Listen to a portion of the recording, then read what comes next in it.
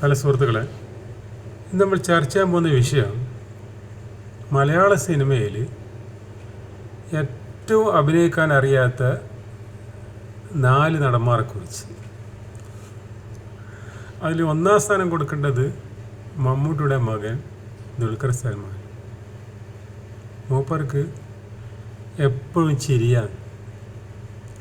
അതായത് serious role എടുക്കുമ്പോൾ ചിരി തന്നെ, എന്തെങ്കിലും സീരിയസ് കാര്യങ്ങൾ പറയുമ്പോൾ അപ്പോഴും ചിരിയാണ്, മുഖത്തെപ്പോഴും ഒരു പുഞ്ചിരി.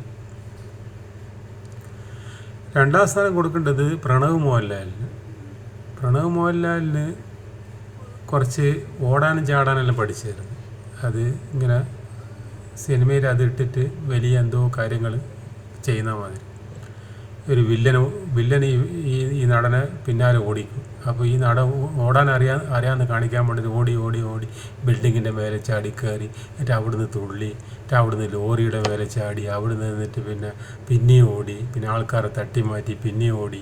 അങ്ങനെ ഉള്ളൊരു അങ്ങനെ അഭിനയിപ്പിച്ചിട്ട് വലിയ എന്തോ കാര്യമായ എന്തോ ചെയ്യുന്ന മാതിരി, ഭയങ്കര ആക്ഷൻ ചെയ്യുന്ന മാതിരി. അത് കുറച്ച് ഓടാനും ചാടാനും ആദ്യം പഠിച്ചിരുന്നു, സ്പോർട്സിലെന്തോ പഠിച്ചിരുന്നു. അത് സിനിമയിലിട്ടിട്ട് കാണിക്കൽ. വേറെ അഭിനയത്തിൻ്റെ ABCD അറിയില്ല. പിന്നെ ഒരു അഭിനയിക്കാൻ അറിയാത്ത നടനാണ് ജയറാമിൻ്റെ മകൻ കാളിദാസ്. അത് എപ്പോൾ 32 കൊല്ലം പുറത്ത് കാണിച്ച് ചിരിച്ചിട്ട്. മറ്റേ ദുൽഖർ സൽമാൻ പുഞ്ചിരിയാണ്. ഈ കാളിദാസിന് 32 കൊല്ലം പുറത്ത് കാണിച്ചിട്ടുള്ള ചിരിയാണ്. ഇങ്ങനെ ചിരിച്ചുകൊണ്ടിരിക്കുക. പിന്നെ 4-മത്തെ ആളാണ് സുരേഷ് ഗോപിയുടെ മകൻ മാധവ്. അത് പിന്നെ ശ്രീനിവാസനോട് ജഗതി ഒരു സിനിമയിൽ പറയുന്നുണ്ട് നവരസം കാണിക്കാൻ വേണ്ടിയിട്ട്.